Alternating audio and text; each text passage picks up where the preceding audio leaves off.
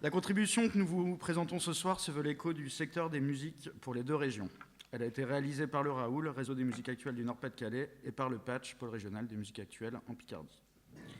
Les musiques actuelles sont à la fois populaires et plurielles. Elles vont du jazz au hip-hop, de la chanson à la variété, du rock au punk, des musiques électroniques aux musiques traditionnelles d'ici et du monde. Plurielles par les styles musicaux qu'elles représentent et par les hybridations qu'elles génèrent, les musiques actuelles le sont également par l'hétérogénéité des activités, des finalités poursuivies et des modes d'organisation des acteurs de son artistique. Ce sont des pratiques mêlant des dimensions humaines, artistiques et citoyennes. On y retrouve des trajectoires de formation et de professionnalisation multiples, variées et non linéaires. Les acteurs y sont multiples et hétérogènes, salles de concert, labels discographiques, producteurs de spectacles, festivals, presse spécialisée, lieux de formation et d'enseignement, lieux de pratique, centres d'information et de ressources, fédérations nationales et réseaux territoriaux, organisations syndicales. Les acteurs ont des formes juridiques et de structuration économique variées. Il s'agit d'associations, d'établissements publics, de sociétés, allant du secteur subventionné au secteur marchand, du local au mondial, de l'artisanat à l'industrie de masse. Il s'agit d'une filière économique réelle qui génère des emplois permanents et intermittents, techniciens et artistes, participe au développement professionnel et à la qualification des équipes, des artistes et favorise les économies locales. Mais c'est une filière économique fragile, constituée d'une myriade de petites et très petites structures et touchée par des phénomènes de concentration dans les industries culturelles. Au sein du livre blanc, nous avons réalisé un état des lieux succinct qui nous permet d'identifier les particularités du secteur dans les deux régions, mais également de révéler des problématiques communes. Il existe des différences de structuration au sein des deux régions. Comme ça a été dit par nos collègues dans d'autres secteurs artistiques, les musiques actuelles se sont développées et structurées de façon très différente selon les réalités des deux régions. Et les politiques culturelles qui ont été déployées de part et d'autre. Ces différences concernent tout d'abord les typologies de structures.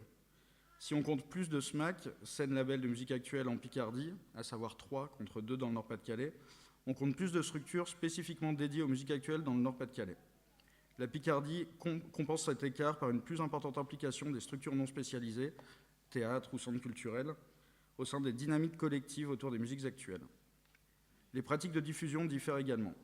Le déficit de lieux dédiés à la diffusion des musiques actuelles en Picardie a favorisé l'organisation de festivals musicaux sur l'intégralité du territoire et plus principalement dans les bassins de vie où le maillage territorial est défaillant et où les lieux de diffusion sont moins nombreux. Cependant, la Picardie ne compte pas de festival d'envergure nationale comme il en existe dans le Nord-Pas-de-Calais. La diffusion en café-concert, lieu essentiel pour la diffusion des artistes émergents, est répandue dans les deux régions, mais la structuration de ces établissements est plus récente en Picardie, notamment via leur affiliation au collectif Culture Barbare.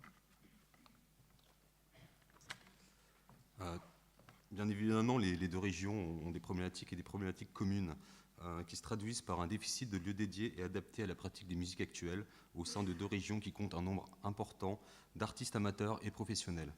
Un déficit de lieux ressources permettant aux artistes et développeurs d'artistes de trouver les outils nécessaires au développement de leurs projets.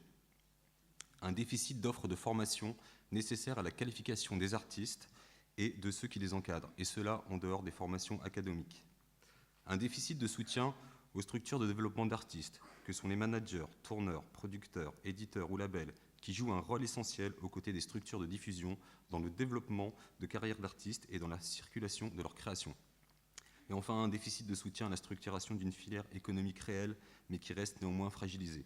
Fragilisée par des dégradations de situation financière, marquées par des baisses de subventions et des dégradations de trésorerie et des besoins en fonds de roulement, par une précarité de l'emploi pour les petites et très petites structures du secteur, et par le recours de plus en plus marqué à des appels à projets permettant au mieux de maintenir l'activité sans pour autant permettre le développement des structures et de leurs projets. Nous souhaitons de nos futurs élus qu'ils soutiennent et encouragent la sécurisation des structures à travers des subventions culturelles préservées pour les musiques actuelles, mais également réévaluées et équilibrées dans leur globalité. L'émergence, la prise de risque artistique, la création musicale, la pratique amateur, l'éducation artistique et culturelle. Le déploiement d'outils d'information, de ressources et d'accompagnement artistique et économique. La formation professionnelle. Les initiatives positives et expérimentations sur les enjeux de l'emploi, du développement économique et du développement durable. Notre filière, dans sa capacité d'innovation, de mise en synergie, d'observation, de promotion et d'appui. La coopération entre acteurs à l'échelle locale, régionale et plus largement. Et enfin, des espaces de co-construction des politiques publiques à créer ou à maintenir sur les enjeux essentiels qui traversent notre secteur. Des espaces tels que celui qui a été mis en place en région Nord-Pas-de-Calais, où s'est mise en place une concertation avec l'ensemble des acteurs de la filière et les collectivités concernées. Et je vous annonce qu'une plénière aura lieu le 9 octobre, durant laquelle sera présentés les enjeux qui sont issus de cette concertation. Les enjeux que nous venons de vous présenter témoignent de notre volonté de poursuivre le développement de notre secteur. Nous espérons que cela ne restera pas un vœu pieux et que ne se poursuivront pas ou ne se multiplieront pas certaines décisions politiques qui n'auront pour première conséquence que d'affaiblir les fondations d'un secteur que les acteurs bâtissent depuis plus de 30 ans avec le soutien de politiques volontaristes de l'État et des collectivités.